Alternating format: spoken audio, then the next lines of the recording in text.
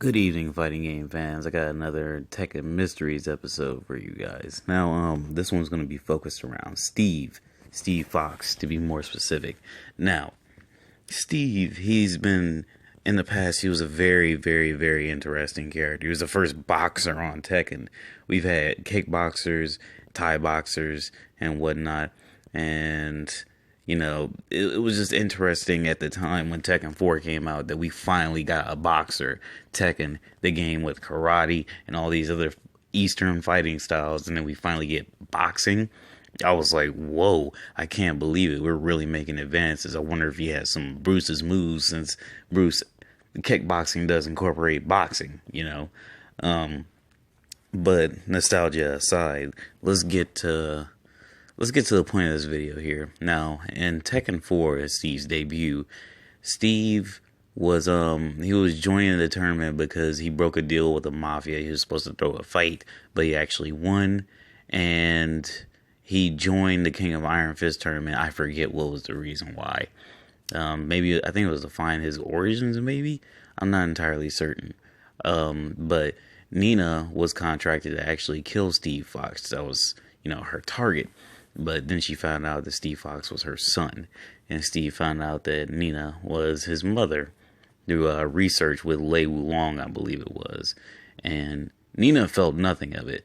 Steve, he found out that he was basically a test tube baby. He was a genetically, I don't know what to call it. I don't even know if he was just inseminated, if she gave birth to him while she was frozen, or if DNA was just used to make him. So I don't know if it was just Nina entirely, or maybe he has a father and maybe we haven't seen him yet. We don't know. If he does have a father, is he a part of the Tekken community? Does somebody donate sperm? Is it somebody from the tournament, or is it just some random Joe that we don't know? It's very hard to tell. There's very peculiar things about Steve that I like to mention. So Steve, we learn in Tekken Tag 2, which is a non-canon game. We can't really depend on this information. It's just something that might be a lead, that he was created, he was born, and he was experimenting on with the devil gene when he was a young kid. Now, Steve was created around Kazuya's reign of the Tekken Force, and the Mishima Zaibatsu, and he was raised during Heihachi's reign. So Heihachi, of course, in the events of Tekken 4, he was trying to harness the devil gene with Ogre's blood. Now, if we focus on Steve a little bit more, here are some things that are very peculiar to me. Steve, as we can tell in Tekken Tag 2 in the ending, Steve is British, right? He still has a British accent. And it makes me wonder, why is this guy? Because Nina, I understand that, the Mishima Zaibatsu, they have their outsources and whatnot. They are all across the world, but it's mainly a Japanese company. Wouldn't you think that Heihachi, a Japanese individual, well, he's rejected by the Japanese, but, because he's a dick, but wouldn't you think that they would have him in a Japanese facility as well as Nina and Anna? Don't you think that would kind of be top priority if they were experimenting on these individuals, that Heihachi would be would be supervising it? Or do you think that could it be because Leo's mother had them relocated because the conditions were too hostile?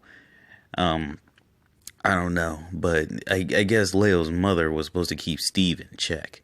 Now, keeping Steve in check, does this mean that Steve has some sort of power that we don't know about? Maybe that, there's a Devil Steve waiting to come out. Maybe he is an exception to the Devil Gene. Maybe he's just immune. You never know. Quite frankly, I would like to know more about Steve.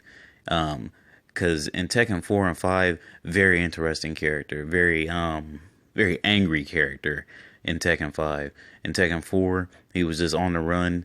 It seems like he was kind of like not an outcast, what's the word I'm looking for? It kind of reminded me of the boxer from Pulp Fiction. He's just a runaway individual. He's got money. He's got fame. He can fight. Like, he can. The world is just in his hands. It's his for the taking. He's a young guy. You know what I mean? And Tekken 5 is just all about dismantling the Mishima Zaibatsu because he's angry. And I like it. I dig it. You know, he's seen like some sort of organism being created, and he hit the glass in his ending to destroy it because he didn't want it to be a monster like him, so to speak. But in Tekken 6, they kind of sully his story by, you know, associating him with the likes of Law and Paul. Two individuals that, you know, their story was so good until about Tekken 5. Yeah, Tekken 5 is when they went downhill, which is another reason why I think people think that Tekken 4's story is a lot better, you know.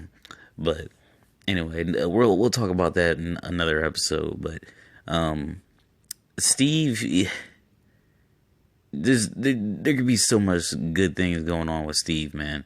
Tekken Tag 2, its ending, it reinstalled some faith in the Tekken storyline, you know. Because with his ending and Leo's ending and Beck's ending, I felt something. And I felt, you know, what I haven't felt since about 2005 or 6 or so with Tekken 5. And I would like to see more. I would like to learn more about Steve because there's so much that we don't know about him. What is his true purpose? Why was he created? Why would they intentionally create this guy, experiment on him, and then turn him loose into society without his memories? Is it that he was a dud?